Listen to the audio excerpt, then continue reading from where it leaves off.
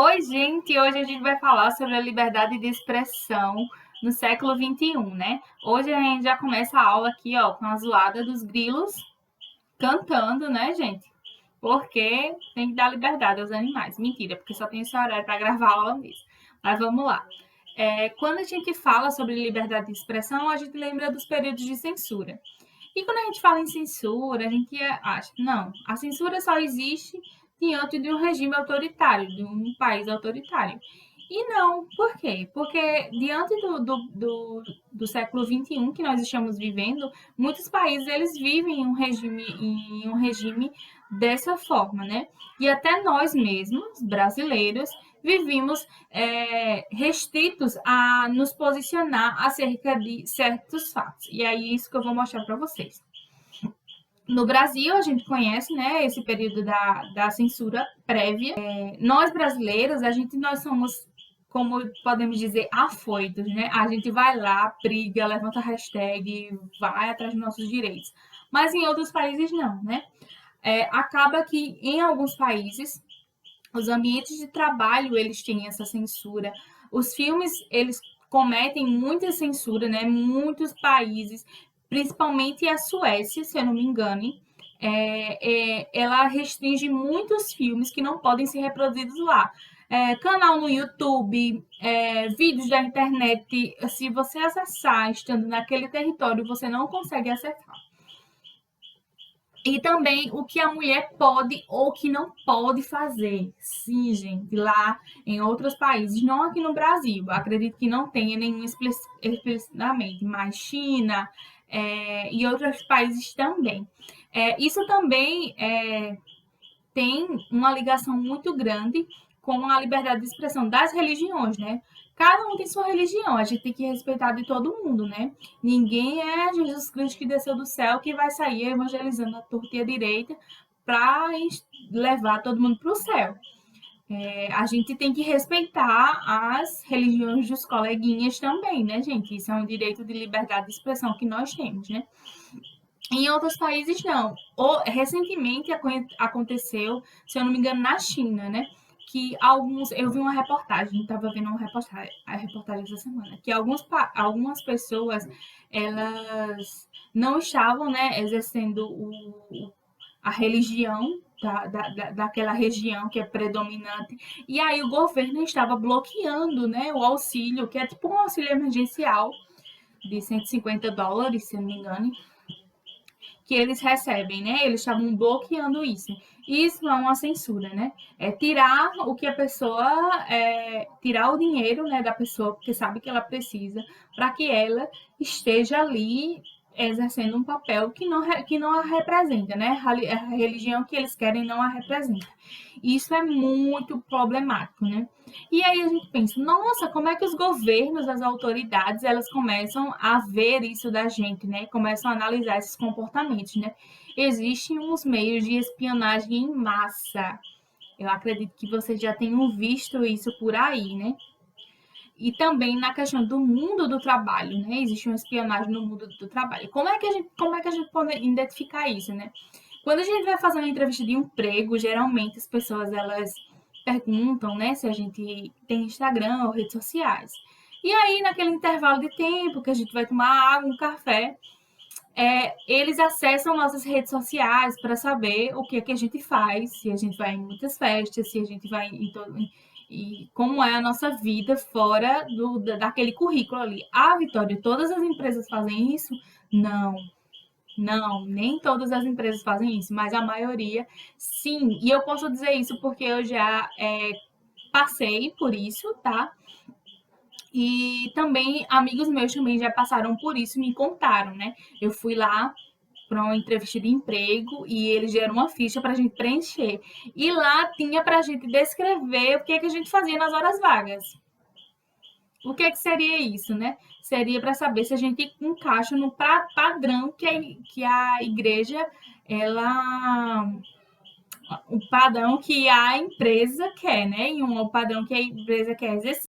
E essas espionagem em massa, como é que a gente identifica, né? O que é que a gente faz? E é isso, né? A partir daí, a partir desse século XXI que nós estamos vivendo, que a gente tem um acesso à internet, às redes, no piscar de olhos, no estralar de dedos, a gente começa a viver uma nova rede, né? Um novo sistema. E a partir daí, né? A censura ela não pertence mais ao Estado, né? Ela não é apenas dos governos autoritários. Ela vai passar para grupos menores, pessoas que querem, porque querem que a gente siga as regras dela, empresas privadas, pessoas específicas, né? Que não representam apenas um governo só. E aí a gente pode ver como é que isso funciona. Como assim, professora? Quando a gente está nas redes sociais, a gente está ali no Instagram e tudo mais. Aí a gente pensa, eu queria comprar uma bota para eu passar o São João em Campina Grande. Queria comprar uma bota para ir para o São João de Campina Grande.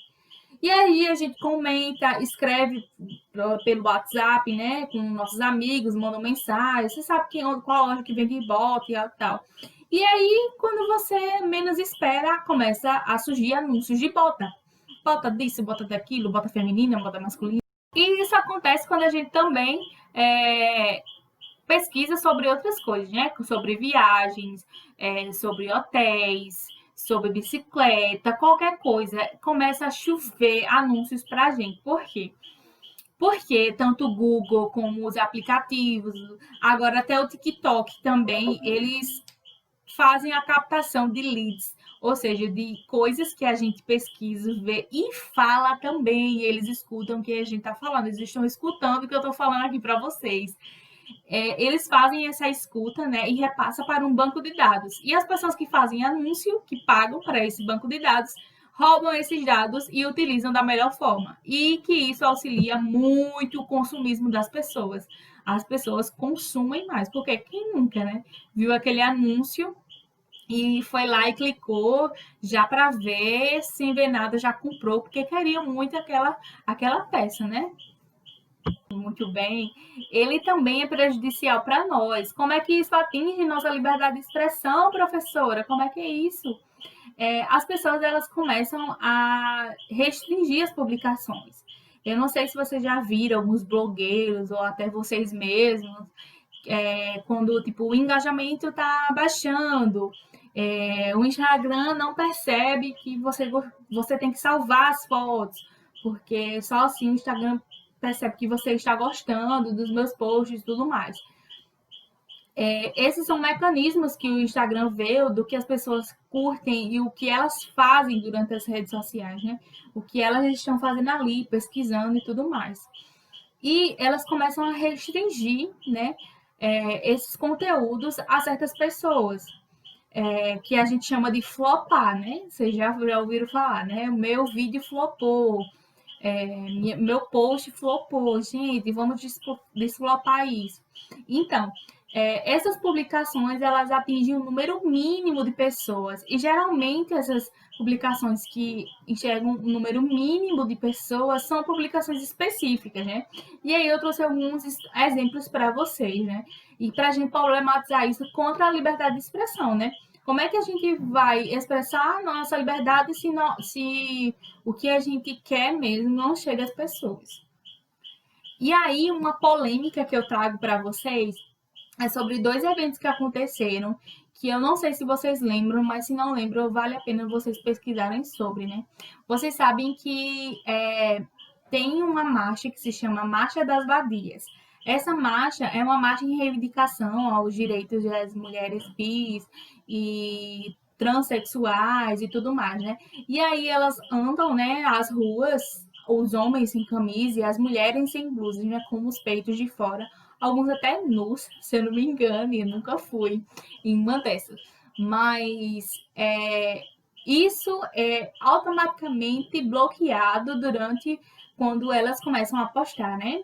Pela questão da nudez, porque elas estão nuas. Às vezes, algumas cobrem os seios e tudo mais, mas mesmo assim elas são bloqueadas.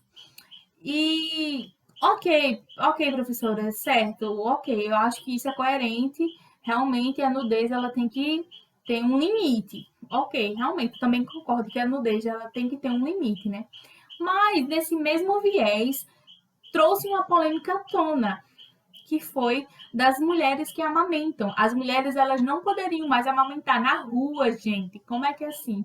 As mulheres não poderiam exercer o seu papel de livre-arbítrio, de liberdade de expressão, de amamentar seus filhos na rua, né? Eles tinham que amamentar escondido. E o que esse ato materno natural do ser humano poderia interferir na vida alheia, né, gente? Isso foi uma polêmica assim mundial, levantou hashtags, levantou muita gente falando sobre, né, para a gente problematizar isso, né?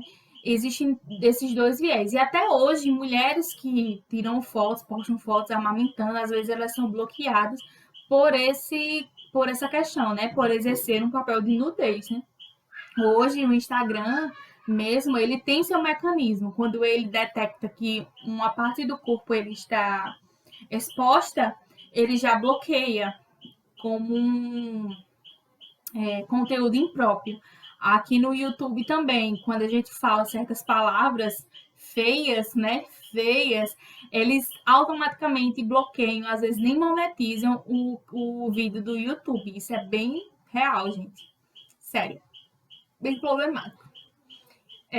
E esses mecanismos, eles podem ajudar, mas também podem atrapalhar, né? Por quê? Como é que a gente vai exercer nossa liberdade de expressão se a gente não pode, né? Se há alguém dizendo, não, você não pode fazer isso, porque possa ser que você esteja fazendo coisa errada. Não, a gente tem que expressar nossas liberdades, independente do que elas sejam, né? A liberdade de expressão que a gente fala que tem e tudo mais, e a gente não respeitando o outro, não adianta de nada. E é isso, gente. Espero que vocês tenham gostado. Qualquer dúvida, vocês podem deixar nos comentários.